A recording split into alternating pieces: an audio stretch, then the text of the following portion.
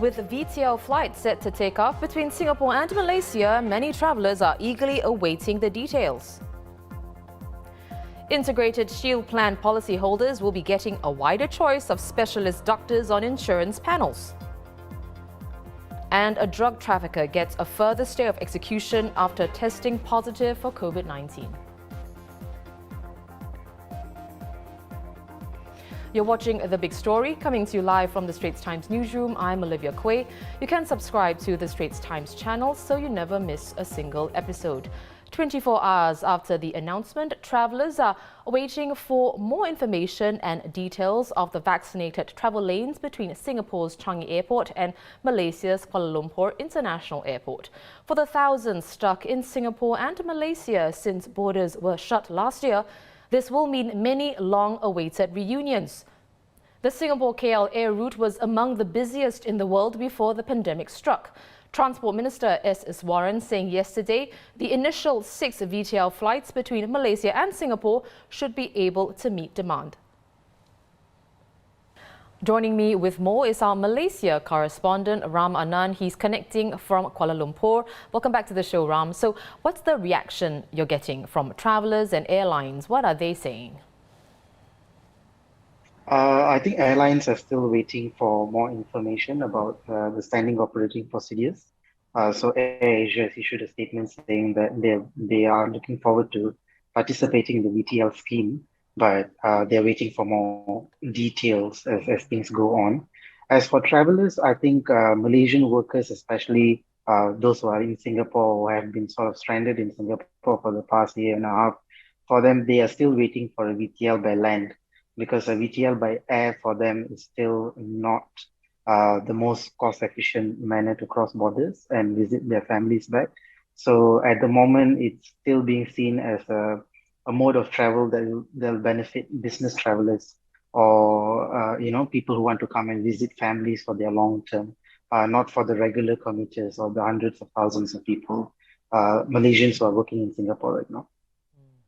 Well, as you pointed out before, the VTL is only for air travel between Singapore and Malaysia for now. It doesn't fully accommodate, right, the vast number of workers who used to travel to and from Malaysia every day via the land crossings, about 500,000 of these people.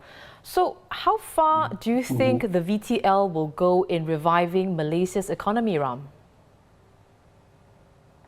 The VTL currently, if it's only by air, from what I've gathered so far, even the tourism operators are not expecting it to have a major impact on Malaysia's economy, because, like mentioned before, on-air travel is expected to benefit a very niche group of people who will take up this option. So it would not immediately spur Malaysia's economy. As an aside, I think it's worth mentioning that Malaysia is expecting to announce the standard operating procedures for people who are traveling coming to Langkawi in the next few days for international travelers, including Singaporeans. But they did not release the list of countries that are eligible before. So like that kind of moves is what they're expecting to sort of help revive the economy. The VTL between Malaysia and Singapore, they're seeing it more like a prelude to land travel, which they expect to make a major impact maybe 1 or 2 months down the road. So building on that, what is Malaysia's plans for reopening internationally? We know that fully vaccinated Malaysians are allowed to travel overseas, but what about the incoming foreigners, Ram? You mentioned Langkawi, but is there something in place for the wider parts of Malaysia? So Langkawi is being treated as a pilot project for those who are coming in. So in a way, it's Malaysia's own VTL, a very bubble-based VTL. So they're starting it on 15th of November, in a week's time. The problem is we are still awaiting details about the standard operating procedures that have not been released. So once it's out, we will know which countries are being allowed in and what are the test procedures and all of that for the people who are coming in. They did release some SOPs before, but they're waiting for fuller list, including the list of countries that will be allowed to come. So assuming the Langkawi bubble is successful, I would think the larger Malaysia reopening would probably for travelers from abroad will probably happen 1 or 2 months down the road by December. We're expecting that because previously for domestic travel, Malaysia used the same approach. They did bubble travel to Langkawi, domestic travel, and declared it a success after a month of doing it. And then they opened domestic tourism for the rest of the country. So I expect to see a similar timeline here. Okay, well, we'll be checking in once more as this develops. In the meantime, thank you so much for the update, Ram. I've been speaking with Ram Anand, Malaysia correspondent for the Straits Times. Elsewhere, Hong Kong could open up to global travel in roughly 6 months, depending on two factors. First, Hong Kong plans to use the next few months to boost the flagging vaccination rate among the elderly, which have been hampered by vaccine hesitancy, fueled by fears of side effects. And second, it needs to successfully negotiate open, quarantine-free borders with mainland China. For a start, from December, up to 1,000 residents daily can travel between Hong Kong and China's Guangdong province.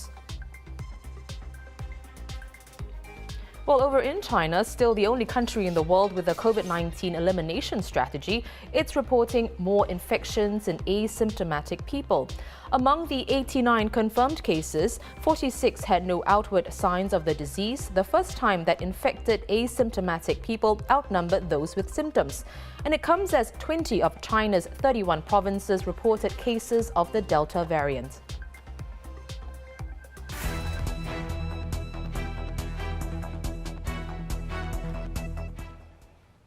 The 7 insurers in Singapore will soon have more specialist doctors on their panels, and this will benefit some 2.85 million people here on integrated shield plans.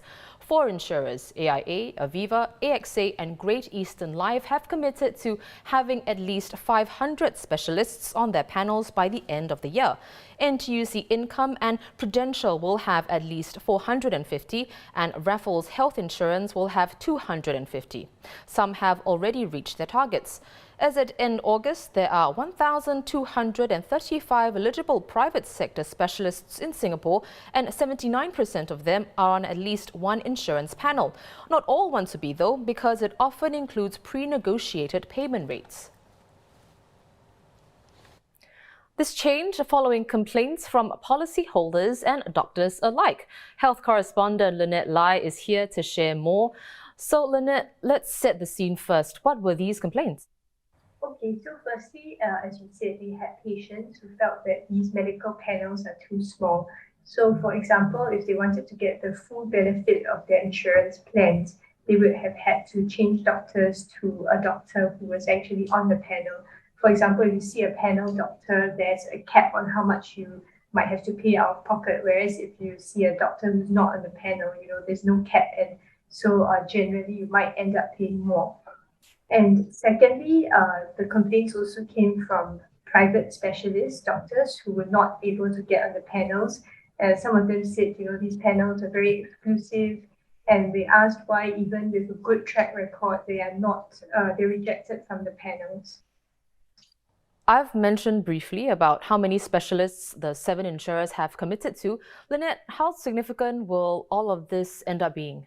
First off, we can see from the numbers that in terms of absolute numbers, there's quite a big increase in the number of doctors on all the panels.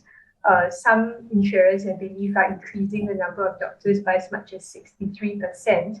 Overall, 6 of the 7 insurers will have around 500 doctors on their panels by the end of this year.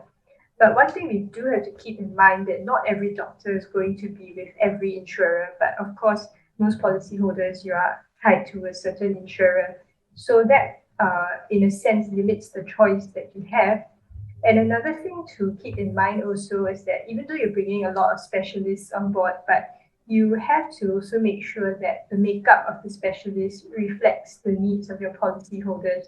What I mean is that if, for example, you bring in 200 doctors, but 70% of them are from the same specialty, that's not going to be very helpful, especially since medicine is very diverse and very specialized. Well, Linette, thank you so much for coming on the show to explain this. That was health correspondent for the Straits Times, Linette Lai. The Health Ministry also announcing one more change in health insurance in the form of a new mediation platform that insurers, doctors, healthcare institutions and policyholders can use to help resolve their clinical-related disputes like overcharging, over-servicing or non-payment of claims. You can read more on this at straitstimes.com. In other news, Malaysian drug trafficker Nagendran K. Malingam, who was due to be executed tomorrow, has been granted a further stay after testing positive for COVID-19. He was seeking to challenge his death sentence, but the hearing has been adjourned to a date yet to be fixed. Also in court today, a 52-year-old man who stabbed his flatmate in the heart during a quarrel over rent was found guilty of murder. The incident took place in a flat in Teck Whye Crescent on August 16, 2017. Muhammad Razli Abdul Rahim faces the death penalty or life in prison.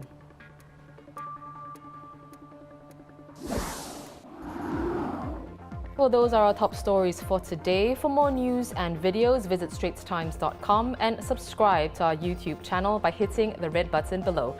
I'm Olivia Quay. See you tomorrow for more stories on The Big Story.